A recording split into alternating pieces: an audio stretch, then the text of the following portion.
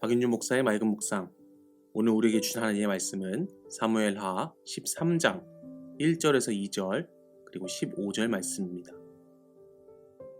그 후에 이 일이 있으니라. 다윗의 아들 압살롬에게 아름다운 누이가 있으니 이름은 다말이라. 다윗의 다른 아들 암논이 그를 사랑하나 그는 처녀이므로 어찌할 수 없는 줄 알고 암논이 그의 누이 다말 때문에 우라로 말미암아 병이 되느니라. 15절입니다. 그리고 암논이 그를 심히 미워하니 이제 미워하는 미움이 전에 사랑하던 사랑보다 더한지라. 암논이 그에게 이르되 일어나 가라 하니. 오늘 우리에게 주는 하나님의 말씀입니다. 저는 오늘 죄의 중독에서 벗어나라 라는 제목으로 함께 하나님의 은혜를 나누고자 합니다. 예전에 사역했던 교회에서 있었던 일인데요. 어느 날 성경 공부 모임을 인도하던 중에 한 권사님이 저에게 물었습니다. 목사님, 제 오른손가락을 한번 보시겠어요? 그러고 보니 권사님의 오른손가락 중에 검지손가락이 없었습니다. 그래서 어떻게 된 일인지 사연을 물어봤습니다. 그러자 이렇게 대답하셨습니다. 저는 예전에 도박을 밥 먹듯 즐겨했습니다. 도박을 끊기 위해서 별별 노력을 다 해보았지만 한 번도 성공한 적이 없었습니다. 예수님을 믿는다고 말했지만 예수님을 경험하지 못했습니다. 교회를 다니면서도 도박은 계속했지요. 그날도 밤새도록 도박판을 벌이다가 새벽녘에 집에 돌아왔는데 평소에 새벽 기도를 가는 아내가 집에서 울고 있더군요. 그 순간 제 모습이 너무 비참하다 생각이 들었습니다. 그래서 아내가 보는 앞에서 도박을 하지 않겠다고 다짐하면서 부엌에 있는 칼을 들어 손가락 하나를 잘랐습니다. 그런데요, 목사님, 참 중독이란 게 무섭더군요. 사흘이 지나자 다시 도박을 하고 싶은 마음이 꿈틀거렸습니다. 그래서 저를 도박장으로 그 마음이 이끌더라고요. 결국 아내 앞에서 한 나의 다짐들은 한순간에 물거품이 돼버리고 말았습니다. 근데요, 이상한 일이 일어났습니다. 아내가 새벽 기도에 같이 가자고 떼를 써서 어쩔 수 없이 참여하게 되었는데요. 바로 그날 가슴이 뜨거워지면서 기도하는데 하염없이 눈물이 나왔습니다. 그리고 예수님의 음성을 경험하였고 예수님을 인격적으로 만나게 되었습니다. 예수님을 경험한 뒤로 도박과 죄의 중독이었던 제 인생이 완전히 바뀌게 되었고 도박을 끊고 지금 이렇게 성경 공부에 참여하게 되었습니다. 라는 이야기를 들었습니다. 죄가 무서운 이유는 중독성을 지니고 있기 때문입니다. 오늘 본문인 사무엘하 13장에도 죄의 중독으로 인해 결국 죽음을 경험한 암논이라는 사람의 이야기가 등장합니다. 암논은 다말과 배다른 형제였습니다. 즉 아버지는 다윗이었고 어머니가 다른 배다른 형제였죠. 암논이 다말을 너무 짝사랑한 나머지 마음병이 생기게 되었습니다. 오늘 말씀 1절에서 2절인데요. 그 후에 이 일이 있으니라. 다윗의 아들 압살롬에게 아름다운 누이가 있으니 이름은 다말이라. 다윗의 다른 아들 암논이 그를 사랑하나 그는 처녀이므로 어찌할 수 없는 줄 알고 암논이 그의 누이 다말 때문에 우라로 말미암아 병이 되느니라 라고 말씀하고 있습니다.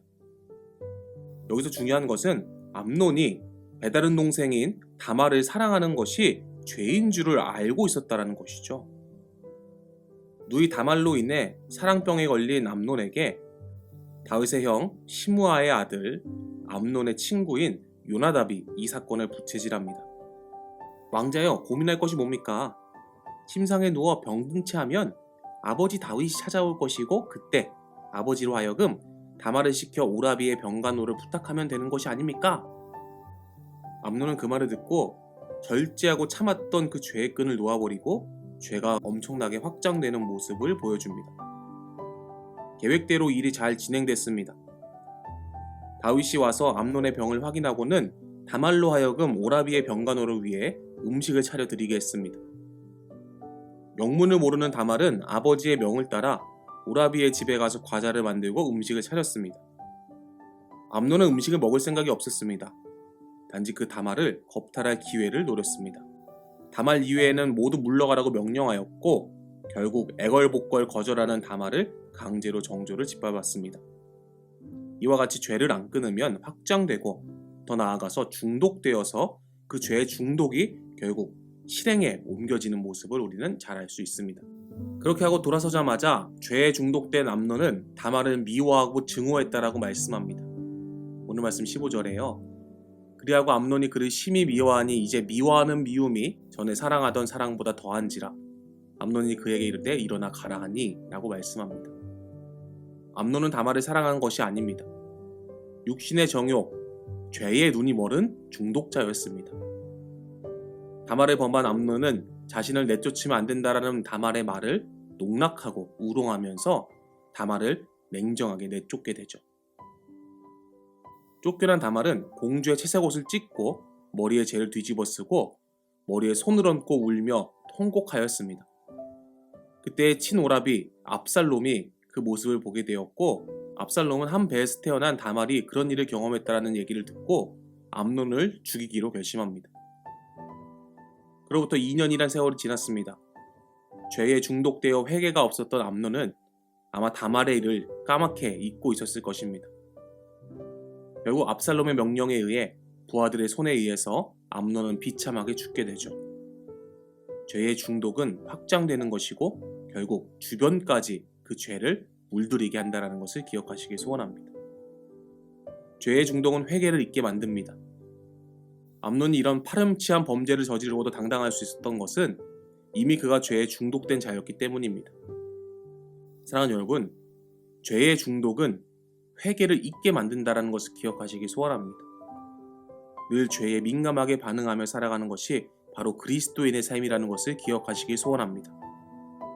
오늘을 살아가는 저와 여러분은 죄의 중독을 기억하고 경계해야 합니다. 작은 불씨가 꺼지지 않으면 먼저 큰 산을 태우듯이 아무리 작은 죄라도 회개하지 않고 넘어간다면 결국 큰 죄로 발전될 것이고 그 죄의 중독에 빠지게 된다는 것이죠. 죄의 중독을 끊을 수 있는 오직 유일한 길은 예수 그리스도의 피 묻은 십자가밖에 없음을 기억하시길 소원합니다. 그 십자가 사랑만이 우리를 죄의 중독에서 끊을 수 있음을 믿으시길 바랍니다. 오늘 하루의 삶 가운데에 암논과 같이 죄의 중독이 되어 비참한 결말을 맺는 이 인생이 아닌 예수 그리스도의 십자가 보혈로 매일매일 회개함으로 죄에 대해 민감해지는 축복의 인생이 되시길 예수님의 이름으로 간절히 축원합니다.